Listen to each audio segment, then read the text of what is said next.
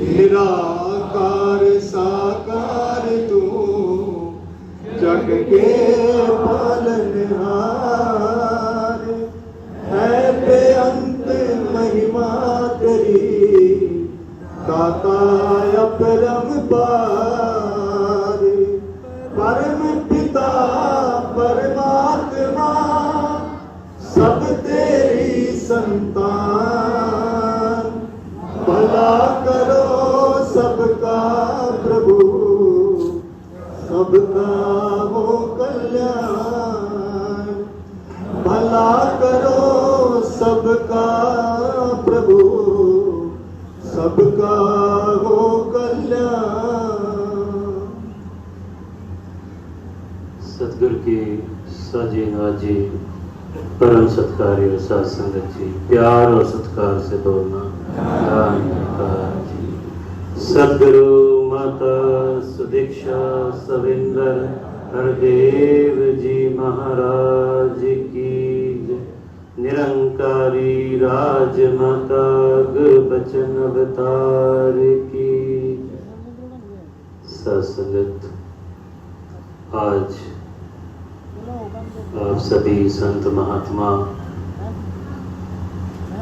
अपनी अपनी ब्रांचेस से पानीपत में इस रूप में सत्संग के रूप में एकत्रित हुए हैं। कारण सिर्फ एक ही कि ये 2 घंटे से ही महात्मा समझा रहे, विचारों के माध्यम से, गीतों के माध्यम से एक ही प्रयास कर रहे कि जो ये जीवन जिए गए उनके जीवन से किस प्रकार प्रेरणा लेनी है, और ये चेतना देने के लिए एकत्रित हुए। चाहे इस दिवस का नाम मुक्ति पर्व के रूप में रखा गया, इसी रूप में मनाया जा रहा है, लेकिन अगर इसे चेतना दिवस भी कहा जाए तो भी कहीं एक मुबारक बात है, क्योंकि आज इस विशाल समूह में इकट्ठे होकर कैसा कैसा वो भक्ति भरा समर्पण भरा जीवन जिया गया, उन जीवन को याद कर रहे हैं, प्रेरणा ले रहे हैं।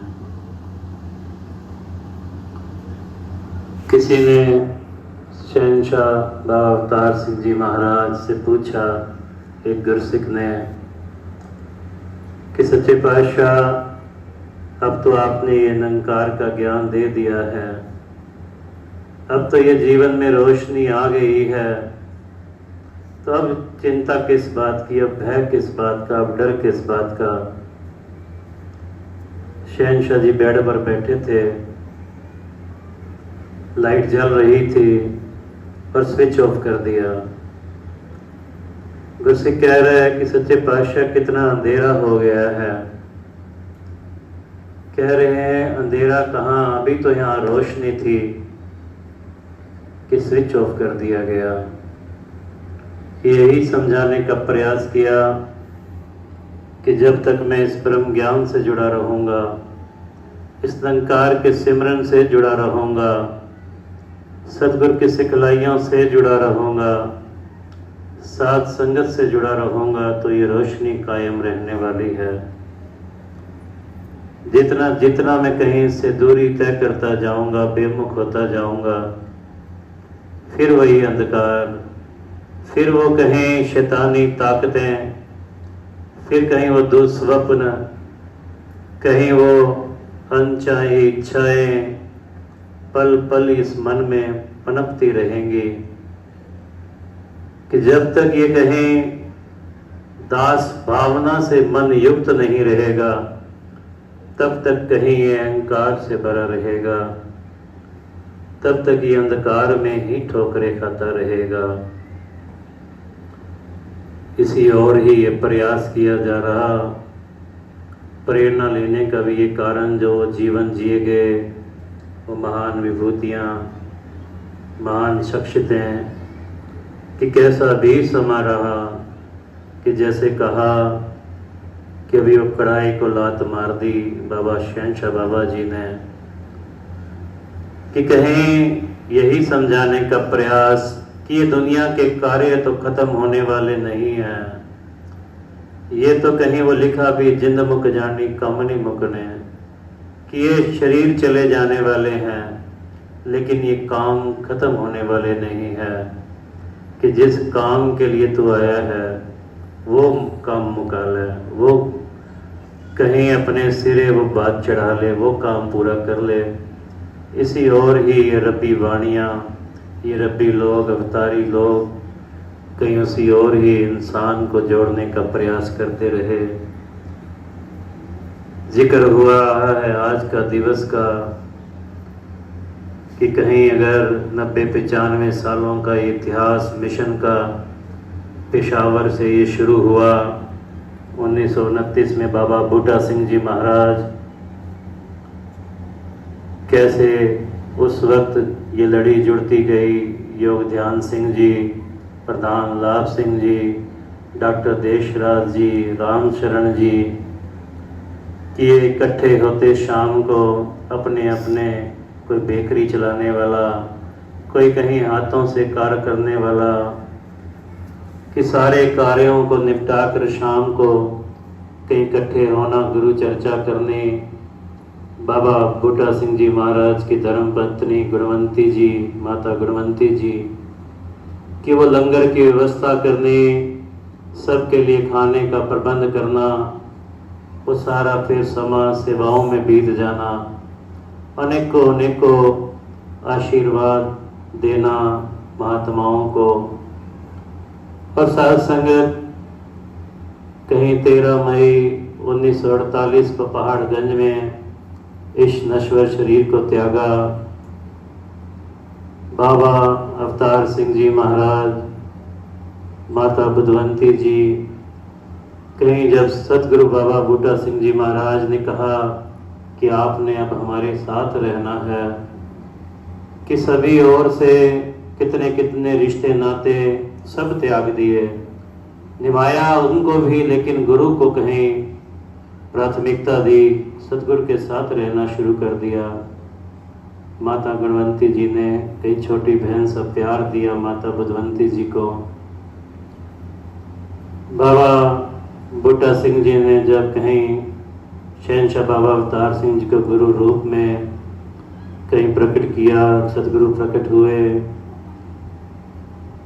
तो कहीं 19 साल उन्होंने बाबा अवतार सिंह जी को ही गुरु माना, माता गुणवंती जी ने, और कहीं एक शिष्य की तरह ही गुरु का आदर सत्कार किया।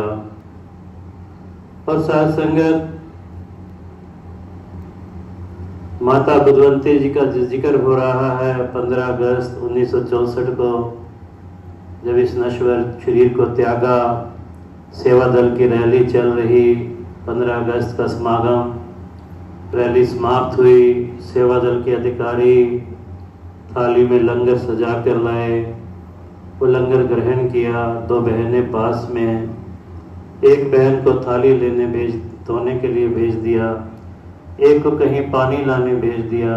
वापिस आए तो कहीं वो शरीर त्याग चुके। अनेकों अनेकों प्रश्न शहंशाह जी के सामने रख दिए गए कि ये क्या हुआ, कि यही समझाने का प्रयास किया कि जैसे एक मक्खन में बाल नजर आता है, कितना सरल होता है उसको निकालना, उससे छुटकारा पाना, ऐसे ये संत महात्मा इतना ही सरल इस जीवन को कर देते हैं, इतना ही सरल इस आत्मा को कर देते हैं, इसकी भटकन को समाप्त कर देते हैं कि क्षण में ही इस निरंकार में लीन हो जाते हैं।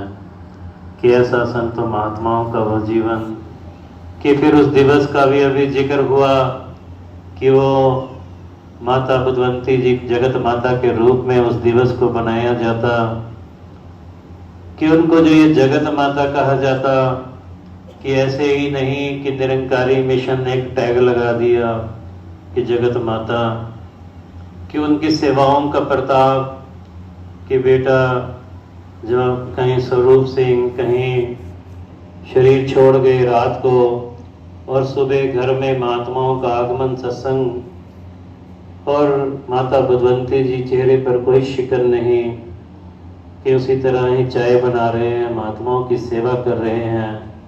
बाबा बूटा सिंह जी महाराज ने पूछा बाकी संतों से कि क्या आज आपको भाई अवतार सिंह जी के चेहरे पर कोई बदलाव नजर आ रहा है, कोई शिकन नजर आ रही है?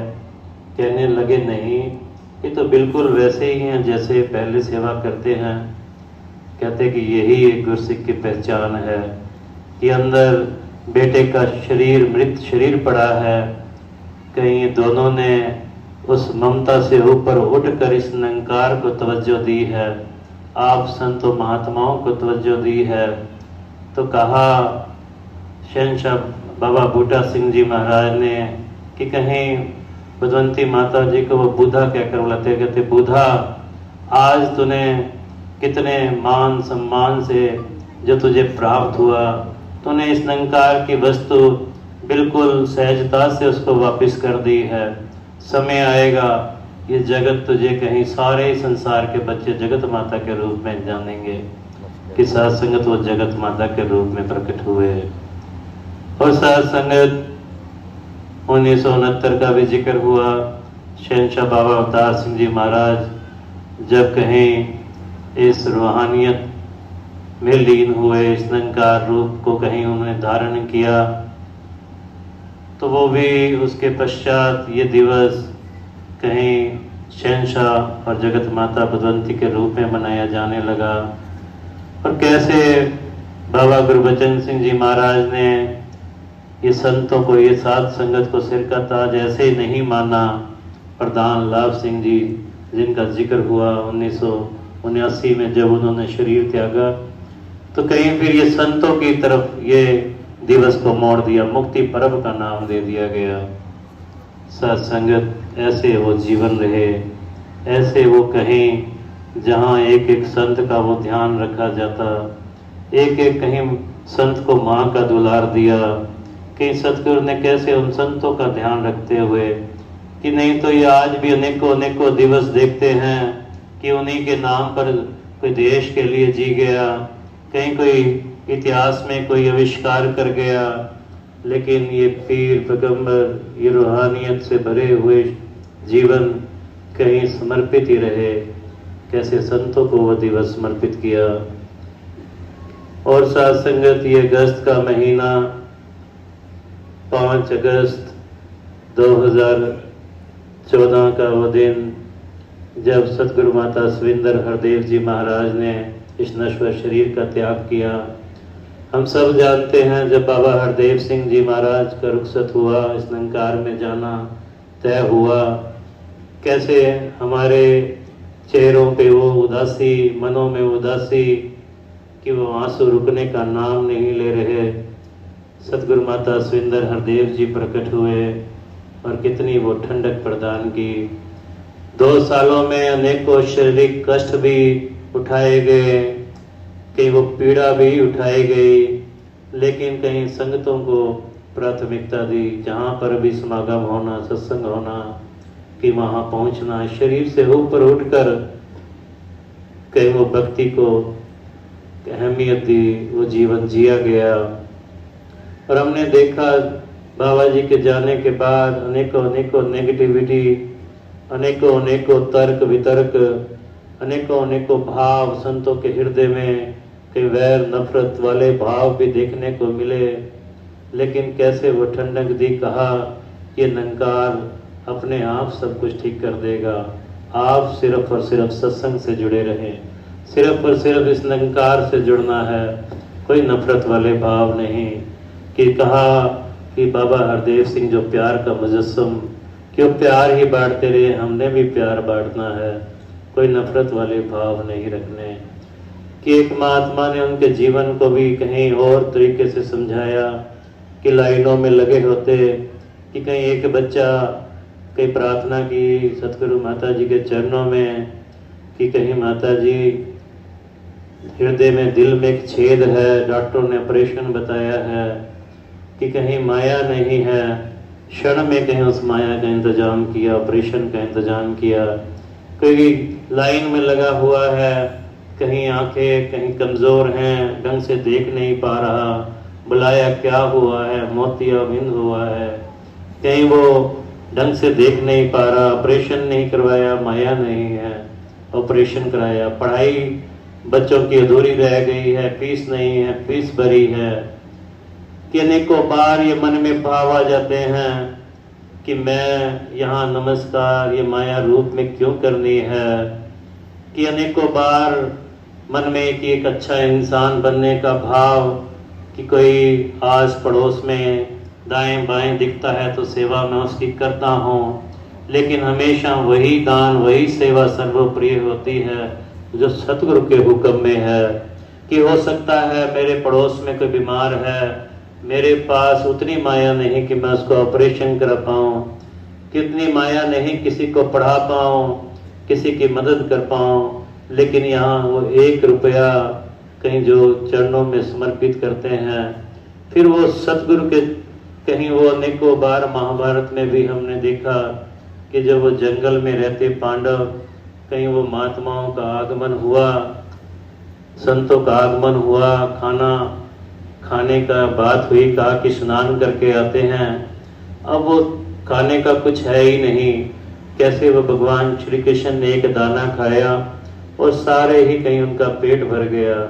कि ऐसे ही ये सतगुरु के चरणों में समर्पित ये 1 रुपया कहीं लाखों करोड़ों के रूपों में सेवा होती है।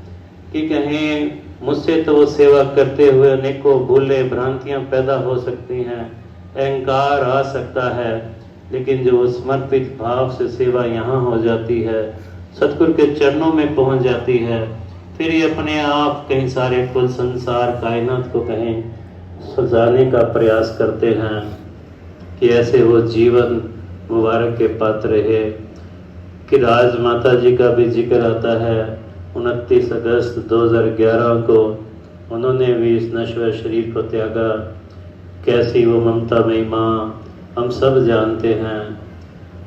2004 या 5 की बात है शायद, दास को ईयर तो याद नहीं, कि जब हरियाणा का पहला समागम यहाँ बोड़वर माजरी में हुआ और उस समागम के दौरान भी बहुत बारिश आई, कि इतना कीचड़ कि पूरा पूरा पैर उसमें फंस जाता, चप्पल बाहर नहीं आती, जूते पैर से निकल जाते, कोई इधर फिसल रहा है उधर गिर रहा है। कि वो जो कहा गया कि ये आशीर्वाद मांगने से नहीं मिलते, ये आशीर्वाद जब कहीं संतों महात्माओं के मुखारबिंद से रबी कहीं पुरुषों के महात्माओं के रबी वाणियों के रूप में निकलते हैं, सहज में ही वो वरदान बन जाते हैं, आशीर्वाद बन जाते हैं। वहाँ राजमाता जी ने वरदान दिया, बाबा हरदेव सिंह जी महाराज से हाथ जोड़कर यह आशीर्वाद की प्रार्थना की, सच्चे पातशाह विराजमान हैं कि ऐसे जितने भी आज ये संत इस समागम में सम्मिलित हुए हैं, क्या आपने देखा कैसे कोई इधर गिर रहा है, कपड़े कितने कीचड़ से भरे हुए हैं, चप्पलें टूटी हुई हैं, जूते पैरों में नहीं हैं। कृपा करना इनके जीवन में जिस जिस की कमी है, माया तो माया से रजा देना, धन दौलतों से इनके खजाने भर देना, किसी को औलाद चाहिए औलाद दे देना, कारोबार चाहिए कारोबार दे देना, स्वस्थ शरीर चाहिए स्वस्थ शरीर दे देना, मकान चाहिए मकान दे देना। क्यों सहज में ही आशीर्वाद मांगा और अनेकों जीवन दास ने देखे कैसे वह प्रफुल्लित हुए, औलाद नहीं औलाद मिली, मकान नहीं मकान मिले। तो ऐसे ही अभी जो जिक्र भी हुआ 11 अगस्त का भी कहीं आटा गांव में 25,000 पेड़ों की जब ये सेवा लगाने का हुक्म हुआ, अनेकों बार ये प्रोग्राम चेंज हुआ। पहले ब्लड डोनेशन कैंप के रूप में हुक्म हुआ कि ब्लड डोनेशन कैंप लगना है, हाथ जोड़कर कि जैसे आपका हुक्म। फिर हुक्म आया कि नहीं, जिस दिन कहीं ये वननेस वन का प्रोग्राम होगा उस दिन आप पानीपत सोनीपत की साथ संगत से पेड़ लगवाएंगे पौधे लगवाएंगे, कि जैसा आपका हुक्म। कि फिर गांव बलाना फाइनल हुआ कि वहां पर आपने संगतों को लेकर पहुंचना है, जो हुक्म। वहां फिर कैंसिल हुआ, फिर एर गांव में फाइनल हुआ, वहां पहुंचना है। जी हुक्म वो भी कैंसिल हुआ। डोडपुर गांव फाइनल हुआ, वहां पहुंचना है, वो भी कैंसिल हुआ। फिर याटा गांव फाइनल हुआ। और साध संगत जब ये हुआ तो उसी दिन की बारिश दिखा रहा था, 11 तारीख को ये बारिश होनी निश्चित है। उसी वक्त दास के मन में एक भाव आया, सच्चे पातशाह कैसे कैसे कितनी बार ये कैंसिल हुआ, दिन भी वही फाइनल है कि इतनी बारिश लिखी हुई है और इतने इतने महात्माओं को आप कह रहे हैं कि बुलाना भी है, आना भी है। तो एक बार तो आया कि कैसे ये होगा, कैसे महात्मा आएंगे। लेकिन जब कहीं समर्पण किया तो साध संगत एक ही भाव मन में आया, सच्चे पातशाह कहीं तुम ये वही हरियाणा दिवस जो का वो समागम बनाया था, कहीं वही आशीर्वाद फिर आप झोली में डालना चाहते हैं। तभी एक एक महात्मा के चरणों में, मुख्य महात्मा, संचालक महात्मा की बार बार ये प्रार्थना की गई कि आप जी सभी को लेकर पहुंचना। कि मन में यही भाव कि सतगुरु फिर दयाल हुआ है कि वो कीचड़ में गिरते पड़ते न जाने इसने कितने गंद जीवन के साफ करने हैं, कितनी मनों की गंदगी साफ करनी है, कितनी जीवन में खूबसूरती बख्शनी है, कैसे वो बारिश के पानी में कितने कितने हमारे पाप धोने हैं। किन्हीं भावों से युक्त होकर वो प्रार्थनाएं की गई। आप सभी ने उसमें सम्मिलित हुए और सच्चे पातशाह के आशीर्वाद के पात्र बने। जो कहीं नहीं भी पहुंच पाए उनके लिए भी अरदास की गई, सच्चे पातशाह कृपा करना, आप जी ने ही किसी कारण से उनको यहाँ नहीं बुलाया होगा, आपने उनको घर बैठे ही वो आशीर्वाद देने होंगे, रहमतें देनी होंगी कि कहीं उनके भी जीवन प्रफुल्लित हों। वो अरदास की गई। लेकिन अनेकों अनेकों ऐसे भी मन होंगे जिनके मनों में ये भाव बने होंगे कि क्या करना है, क्यों करना है, किस तरह से करना है, कि वो भी महापुरुषों ने उदाहरण देकर समझाने का प्रयास किया कि कहीं एक व्यक्ति प्रार्थना कर रहा है मंदिर में जाकर भगवान से कि एक कहीं कार्य होने वाला है, उसमें मुझे वो 5 लाख बचने हैं, बचेंगे तो मैं दशवंध उसका 10वां हिस्सा 50,000 आपके चरणों में समर्पित करूंगा। और वो चला, वो काम हो गया, 5 लाख बच गए। हम मन में परेशानी कि कहीं परमात्मा ने इसमें तो शायद कुछ ना किया हो, क्यों मैं ये 50,000 व्यर्थ करूं।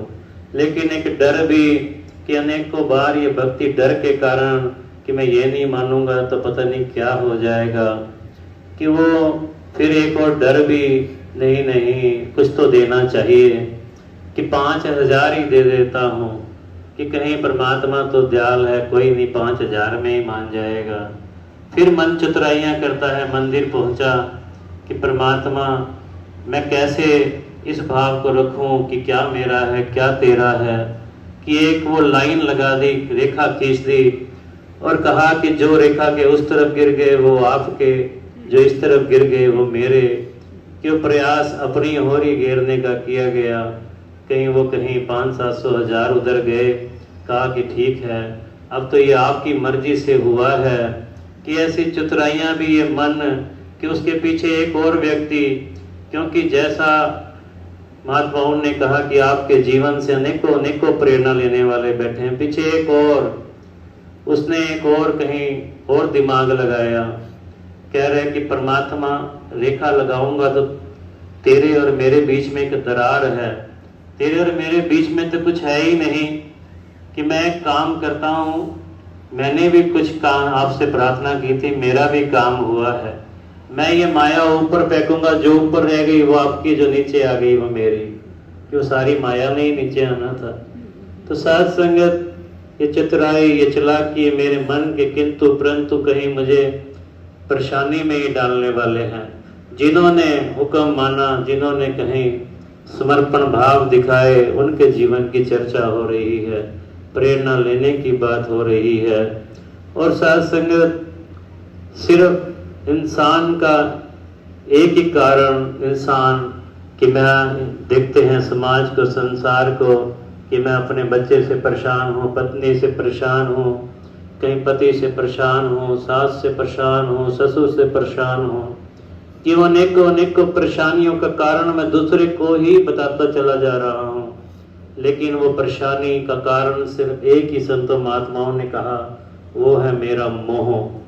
कि मेरा मोह ये छूटने का, मेरा बेटा, मेरी बेटी, मेरी माँ, मेरा घर, मेरा मकान, मेरी पढ़ाई, मेरी विद्या, कि कहीं मैं हर चीज में अपने आप, मेरा मान, मेरा सम्मान, मेरी इज्जत, मेरा अपमान, कि मैं इस मोह से बाहर ही नहीं आ पाता और कहीं दूसरों की ओर उंगली करता चला जाता हूँ।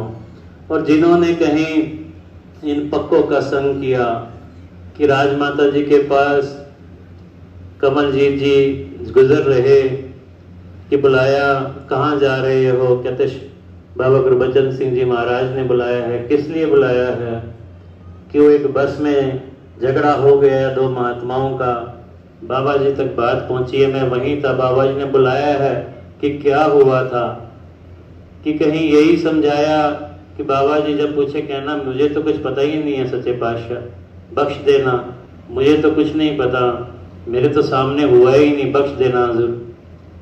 कि जब ये गए तो ऐसे ही कहा गया, तो बाबा जी ने आगे फरमाया किसी पक्के का संग करके आया है, कि जब जब कहीं पक्कों का संग करता चला जाऊंगा, फिर ये कहीं दूसरों के अवगुण, दूसरों की ओर उंगली उठाने का प्रयास नहीं होगा, फिर कहीं अपने आप को ही सजने संवरने का प्रयास करता चला जाऊंगा, अपने अंदर कहीं ये भक्ति को बसाता चला जाऊंगा, कि ऐसे पक्कों का संग। फिर कहीं वो ये जो आज संसार में कि मेरा बेटा मुझे पूछ नहीं रहा, कि कहीं मेरी बहू नहीं पूछ रही, कहीं परिवारों में इतने झगड़े परेशानियां, वो कारण एक ही, क्योंकि मैंने ही उनको वो प्राप्तियां दी, वही दिया। कि मैंने कोई घर में कोई सामान आ गया, दरवाजा बंद कर दो, कहीं चाचा ना देख ले, पड़ोसी ना देख ले, कहीं खाने को कहीं बना लिया, कि कहीं चुपचाप कहीं नीचे बड़ा भाई ना देख ले, कहीं उधर वो ना देख ले, कि फिर वो कहीं ये छुप के चुरा कर खाने का तरीका, वो बीमारियां, वो लालच, वो मोह, वो परेशानियां जीवन में बढ़ती गई। कि संतों महात्माओं ने समझाया, एक संत के पास बैठे, उम्र कहीं 94 बरस की, और वो पूरा घी का तड़का लगाकर कहीं वो खाना सब्जी बनाई, खुद भी खा रहे हैं, उनको भी खिला रहे हैं। वो कह रहे हैं कि आपकी उम्र के हिसाब से तो आपको इतना ये घी के तड़के तले हुए तला हुआ नहीं खाना चाहिए, कहीं ये बीपी, शुगर, अनेकों बीमारियां। वो संत कह रहे हैं कि मुझे तो ये बीमारी हो ही नहीं सकती। कहते वो कैसे? कहते जब भी मैं कुछ खाने को बनाता हूँ तो पहले अपने पड़ोसी को, अपने बड़ों को, अपने बच्चों को, कहीं जो मुझे पसंद भी नहीं करता उन तक भी पहुंचाने का प्रयास करता हूँ, कि मैं कुछ चोरी करके खाता ही नहीं, छुपा कर खाता ही नहीं, कहीं हर किसी को इस परमात्मा का रूप समझकर सिमरण करके उनके चरणों में समर्पित करता हूँ। मुझे बीमारियों ने क्या करना है, मुझे परेशानियों ने क्या करना है, कि जब इन भावों से युक्त होकर भक्ति की जा रही है, जीवन जिया जा रहा है, फिर ये बीमारियां परेशान करने वाली नहीं। अगर कोई आ भी गई है तो फिर बख्श शुक्राने में ही, शिकवों में नहीं, कि सच्चे पातशाह तूने न जाने क्या करना था, तूने इतने में ही कष्ट काट दिया है। फिर भी अगर कोई ऐसा भी आ गया है, अनेकों अनेकों बीमारियां भी ऐसी हैं जो कहीं जीवन को भी ले जाती हैं, तो भक्त सच्चे पातशाह के चरणों में, सच्चे पातशाह तेरा ही जीवन, जितना तूने कार्य लिया मुबारक, अब तेरी कहीं अगर रजा है इस शरीर को लेने की तो तू मालिक है, तुझसे ऊपर तो कुछ है ही, तूने देना होता तो फिर ये बीमारी भी ना लगाता, तेरी कृपा से ही सब हो रहा है। कि भक्त फिर वो उस तरह से वो जीते जी ही मुक्ति का पात्र बनता है। जो ये मुक्ति का जिक्र किया जा रहा है, बार बार समझाने का प्रयास किया जा रहा है, तो फिर वो जीवन जिया जाता है। फिर वो एक और उदाहरण कि कहीं महात्मा बुद्ध का एक गांव में आना हुआ, और वहाँ एक कहीं जो जात पातों में विश्वास रखते एक शूद्र कहीं उस रूप में व्यक्ति रहता, उसके घर के सामने कीचड़ से भरा हुआ एक तालाब, कि वहाँ से गुजरे रात को तो सुबह उसने देखा उस व्यक्ति ने कि उस कीचड़ में बड़ा सुंदर एक कमल का फूल खिला हुआ है, इतनी खुशबू वहाँ चल रही है कि पत्नी से पूछा ये कैसे हुआ? कहते हैं कि महात्मा बुद्ध यहाँ से गुजरे थे। जब संत गुजरते हैं वो खुशबू फैलाते चले जाते हैं, फूल खिलाते चले जाते हैं। उसने वो फूल तोड़ा और लेकर कहीं सोचा इसको बेच आता हूँ, बड़ा सुंदर फूल है, कहीं बेचूंगा तो 2 पैसे मिल जाएंगे, 2-4 कहीं सोने की मुद्रा कुछ मिल जाएगी। चला तो देखा रास्ते में एक नगर सेठ आ रहा है कि उसकी नज़र फूल पर पड़ी। पूछा कि ये कहाँ से आया? कहने लगा ऐसे ऐसे महात्मा बुद्ध गुजरे थे। कहने लगा कि ये फूल मुझे दे दे, मैं तुझे 1000 स्वर्ण मुद्राएं देता हूँ। अब उसके मन में आया कि वाकई ये फूल बड़ा कीमती है, 1000 स्वर्ण की मुद्राएं, इतनी तो मैंने जीवन में देखी ही नहीं। इतने में पीछे एक और कहीं वजीर अपने रथ में आ रहा है, उसको पता लगा, उसने लगा मैं 10,000 स्वर्ण मुद्राएं देता हूँ। अब वो सोच रहा है कि इसकी इतनी कीमत, पीछे सम्राट राजा भी आया, उसने कहा कि 1,00,000 स्वर्ण मुद्राएं, ये फूल तुम मुझे दे दो। अब वो समझ गया कि कहीं इन सब से ऊपर जो कीमत है वो संतों के कई चरणों की है, चरण रज की है। कहा कि मुझे क्षमा कर देना। पूछा कि आपने इन फूल का क्या करोगे? कहते तीनों ने कहा कि हम इसको महात्मा बुद्ध के चरणों में समर्पित करेंगे। तो कहा कि फिर तो मैं ही समर्पित कर दूंगा, जब ये कहीं इतनी कीमतों से ऊंचा है कि जब वो समर्पित किया तो कहीं आशीर्वाद मिले। तूने आज दुनिया की दौलतों को लात मार दी, अपने सतगुरु के चरण को पूजा है। और जो जो सतगुरु के चरण को पूजते हैं, कि ये लात मारने को सतगुरु नहीं कह रहा, त्याग करने को सतगुरु नहीं कह रहा। चौथा पर्ण भी दिया है कि बड़े सुंदर तरीके से गृहस्थ आश्रम का भी पालन करना है, लेकिन ठगी टोरी नहीं करनी, किसी का दिल नहीं दुखाना, किसी से चोरी नहीं करनी, किसी को परेशानी का कारण नहीं बनना। अनजाने में अनेकों अनेकों भूलें हो जाती हैं, फिर अरदास करके क्षमा प्रार्थना करनी है। सच्चे पातशाह आप जी घट घट में बैठे हो, हर तरह से पालनहार हो, आप जी कृपा करो, दयालुता भरे भाव रखो कि आज का दिन इस तरह से बीता। अनेकों अनेकों इस जीवा से ये शब्द कहीं दिलों को दुखाने वाले निकले, किसी के कई मन को परेशान करने वाले निकले। प्रयास किया किसी के दिल ना दुखे, लेकिन फिर भी आज वो ऐसा जीवन जिया गया। आप जी कृपा करो, आने वाला ये पल, एक एक दिन, एक एक क्षण आप जी के हुक्म के मुताबिक हो, आप जी की सिखलाइयों के मुताबिक हो, तो फिर कहीं ये जीवन जीते जी ही मुक्ति का पात्र बन जाएगा। और आप संत महात्मा ऋषि मुनि इसी तरह का ये जीवन जिया जा रहा है। क्षण क्षण अपने जीवन से दूसरों के लिए प्रेरणा का कारक बनते जा रहे हैं। सेवाओं में तन मन धन कहीं आप जी निछावर करके सेवाएं करते चले जा रहे हैं। यही अरदास सच्चे पातशाह कृपा करना, अपने एक एक गुरसिख को तन मन धन के सभी सुखों से नवाजते हुए सेवा सिमरन सत्संग के भावों से परिपूर्ण रखना। प्यार से बोलना जी।